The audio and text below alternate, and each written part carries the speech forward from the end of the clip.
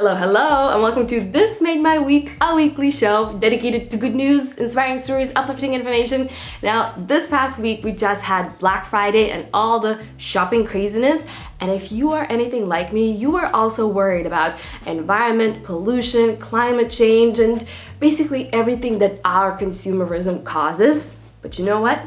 In this episode, I will share so many cool companies, initiatives, ideas, and I'm sure that by the end of this episode, your energy will shift, you will be able to breathe a little bit deeper, and you will be empowered to make better choices that will help you in your life and for all of us in our planet. So let's get started. Many years ago, I remember I watched this documentary called Trashed, and I don't want to sound too dramatic, but it literally caused me PTSD. Because after watching it, I just felt so horrified. I felt completely powerless. I feel like this world is doomed and everything is gloom and there's nothing good happening because there's trash in our lands, in our oceans, in the air, they're everywhere, in the space also. Some content that is being created, even though they are meaning good, it's important to bring our attention to these serious issues and the planet. However, when they're not offering real solutions, they leave us just feeling bad and they're not helping us to take meaningful action. So I was so happy when I watched this documentary on Netflix this week. It's called Buy Now, The Shopping Conspiracy. During this documentary, they show these incredible people, these change makers who are advocating, who are speaking up, who are making change. And they left companies like Apple, Amazon, or Adidas. By the end of this documentary, I felt so much more optimistic because I felt like I was not alone. Like there are solutions, there are people who are doing good, so I can trust them and not only be horrified by these massive companies. And also in the trash documentary, it made me feel like everything, all the trash in the world, it's my fault, I'm trashing it. And in this documentary, they brought our attention to the fact that these companies are unethical, they're lying, they're doing bad stuff. And it's not that I want to take responsibility off of my shoulders, but also recognizing that all of us, we are a part of the system.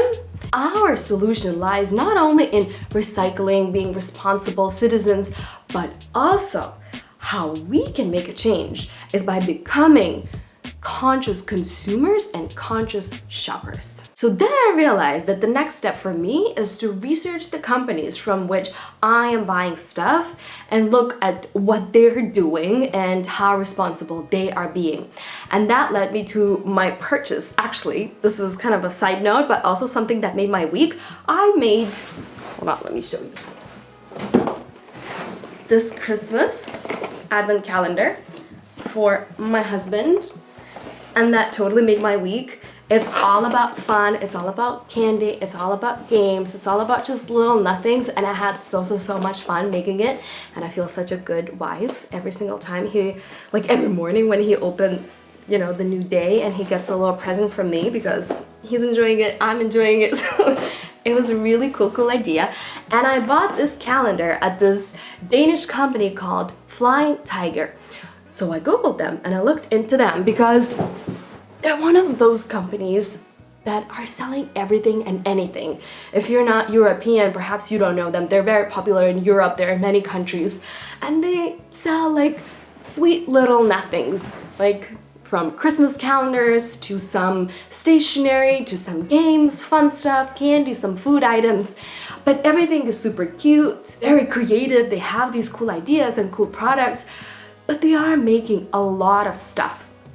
So I Googled them and it turns out that they're actually a really good company. So when I went to their website, I discovered that actually they're very conscious about climate, they're very conscious about materials that they're sourcing, about their packaging, and about the end of life of their products as well.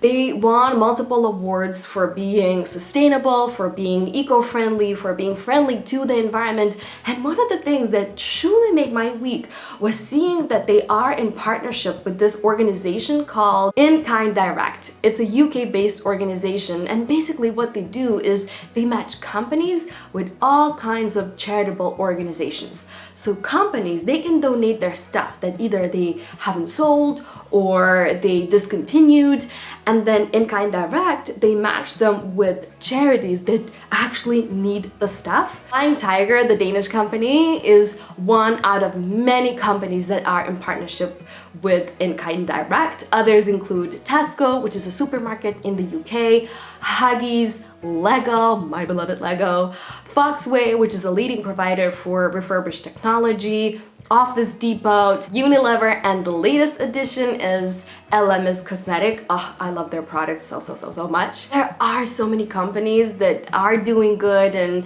that are taking those extra steps, building relationships, partnerships to make sure that their products are not only going to waste, but they're helping people in need as well. Then of course I took the next step and I started Googling and I talked to ChatGPT and I asked about the companies who care about the end of life of their products. And it comes to no surprise that in every single good list, at the top of the list is the company Patagonia. Of course. They offer repairs and they resell used goods. They offer recycling for old products. Overall, they promote environmental activism. They have so many campaigns. They do so many collaborations. They're truly the good guys. And I get that their stuff is a little bit on the pricier side, but if you do want to be a conscious consumer, choose the good guys. The next company that also showed up in many different lists was IKEA. Another one on the list was the North Face. There's so many other companies on these lists that are doing good. So I don't want to keep, sharing and reading everything for you. You can do that yourself. And I highly encourage you to do that because it gives so much hope and so much sense that you actually can do something about the environment and about the consumerism. Speaking about Black Friday, I really wanted to mention this company called REI. They sell everything for outdoor stuff, so like hiking, camping gear, everything for swimming, cycling, so active people. So it's a huge company. They have so many stores all across America, so they have thousands of employees. And back in 2015, they started this campaign called Opt Outside. And what they do is they shut all the stores all across America on Black Friday. They're saying that they want to encourage their employees and their customers to choose that day to be with their families and spend outside. It's a bold move. I'm assuming they're losing a lot of money because of it, because they close online stores as well. But it helped to build them their brand's identity and to show what they stand for as well. They inspired other companies to do the same. So I love these kind of initiatives, and go REI. Okay, let's switch gears. I want to talk about the next thing that totally made my week, and that is Oxford Word choosing the word of the year, which is brain rot. It's actually a phrase, isn't it? But anyways, they can do whatever they want. I love this choice so much. Let me read what it actually means. Brain rot, noun. Supposed deterioration of a person's mental or intellectual state, especially viewed as a result of overconsumption of material, now particularly online content, considered to be trivial or unchallenging. Also, something characterized as likely to lead to such deterioration. This term, by the way, they say that increased in usage frequency by 230% between 2023 and 2024.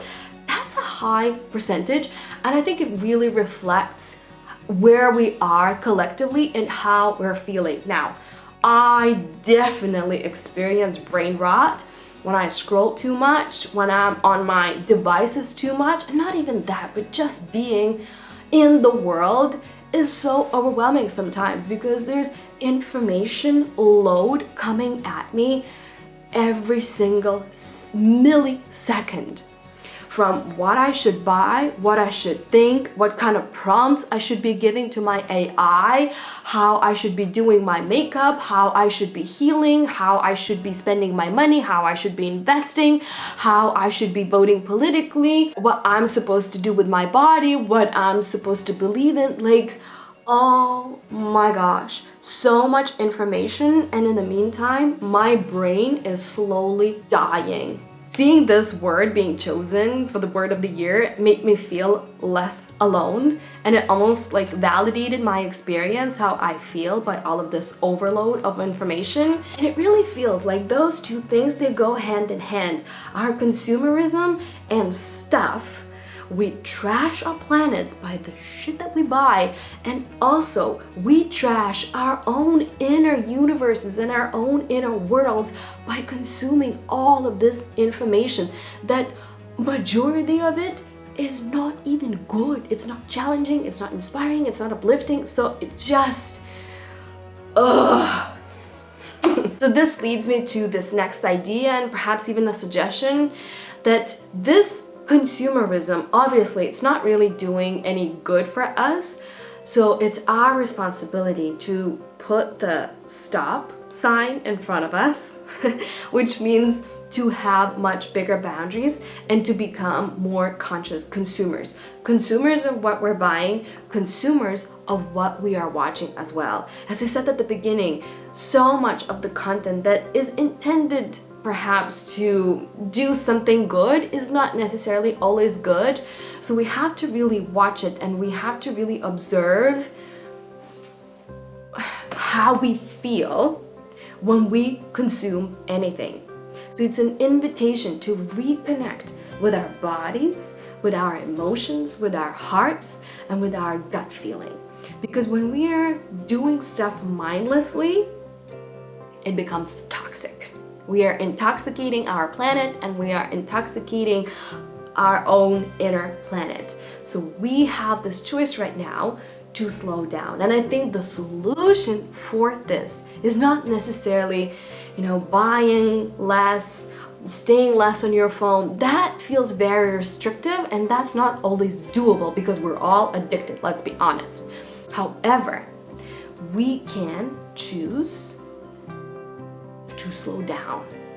And when we slow the pace, we create the space, either literally, we leave the store and we think about what we want to purchase, we leave the website, and then also we create the space inside, in our bodies and in our minds, to make healthier, more conscious, and more loving, compassionate choices for ourselves and for our planet. When I was going through all of these lists, I saw just how much power I have when it comes to choosing what I buy or where I buy from. That is so important for me to know that I have options. It's not just about restricting myself, but to expanding my view. The same with the content. You have a choice to engage with the content that actually uplifts you, to make sure that that's what you see more of. You can create your own beautiful, safe, nurturing, loving, inner world where you are actually healthy and not intoxicated by all of the trash that's out there. So again, solution doesn't come from restriction. That never, ever, ever, ever, ever, ever, ever works. It comes from slowing down, creating the space, and making conscious rather than automatic choices. That is your true power. One more thing that I wanted to share with you that totally made my week, uplifted my spirits, and it actually is such a good example, like what happens when you slow down and when you make conscious choices and sometimes step out of your comfort zone. This week, I asked on my Instagram, like, what made your week? And one of my followers, by the way, you can follow me on Instagram at Vita, Janas.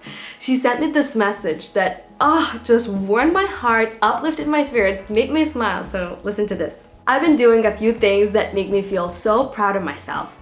I decided to actually sit down, listen to my heart, and not what society wants, and work on my small but still important dreams. Yes, your dreams are important. I always wanted to write, but never really did anything about it. But I finally started publishing my writing on Substack and met so many cool people there. I also wanted to paint and design for music artists. I love music, but I never did anything about it. because I always thought it would be so impossible. I took some action and DM'd some artists without any guarantee of them even seeing my text. I used to do that every night for a week, and I finally heard back from some of them, and I am actually gonna make official artwork for this one band. Oh my gosh. It was always such a big dream for me. I have also always been really interested in astronomy, but always so scared of getting into it. I also made an action plan to follow through with that, and I am following some resources and tutorials for help. It fills my heart space with so much warmth. I feel so inspired by it. I'm so excited about your journey. I will DM you. I will follow your journey. I think all of us now, we're invested and we want to know more. So be sure that we're gonna keep you accountable. Also, we're gonna cheer for you as well. If you have good news to share, if you are doing something exciting, if you own a heart-centered business, send me a DM, send me an email, let me know about it, and let us all know about it. Like, let's spread the goodness together, shall we? Now, speaking about goodness, I wanted to share a personal win for me. This week, I just reached 2K subscribers on this YouTube channel. It felt so good. It's a small, teeny tiny milestone, but still, to know that there are 2,000 people who are interested in good news, uplifting stories, positive information, like, I'm so grateful for you, for your energy, for you contributing your time and attention to good news. This is awesome. Thank you. Now go ahead, make your own week, make someone's week. Why? Because you can. That is so powerful. You can. So go and do it. And come back next Wednesday for more. I'll see you then with more inspiring stories. Have a good one. Bye.